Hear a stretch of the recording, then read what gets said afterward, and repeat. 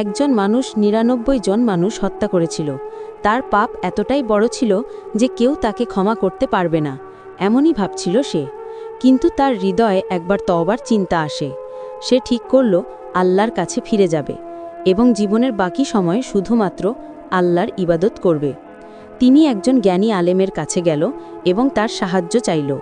আলেম তাকে বললেন, তুমি কি আল্লাহর কাছে সত্যিকারের তওবা করতে চাও? তাহলে তুমি পৃথিবীর বাইরে যেই জায়গায় সবচেয়ে নিরাপদ এবং সহজ, সেখানে যাও এবং আল্লাহর দিশা অনুসারে তওবা করো। আলেম তার সঙ্গে আরও কিছু নির্দেশ দিল যাতে সে সত্যিকারের তওবা করতে পারে। মানুষটি আলেমের কথা মতো চলে গেল। সে প্রতিদিন আল্লাহর ইবাদত শুরু করল, অন্যদের সঙ্গে কোনো খারাপ আচরণ বন্ধ করল এবং নিজের জীবনের বাকি সময় শুধুমাত্র আল্লাহর পথে কাটালো। কিছু সময় পরে আল্লাহ তার তওবা গ্রহণ করলেন। এমনকি এত বড় পাপ করেও সত্যিকারের অনুতাপ এবং আল্লাহর কাছে ফিরে আসার কারণে আল্লাহ তাকে ক্ষমা করে দিলেন।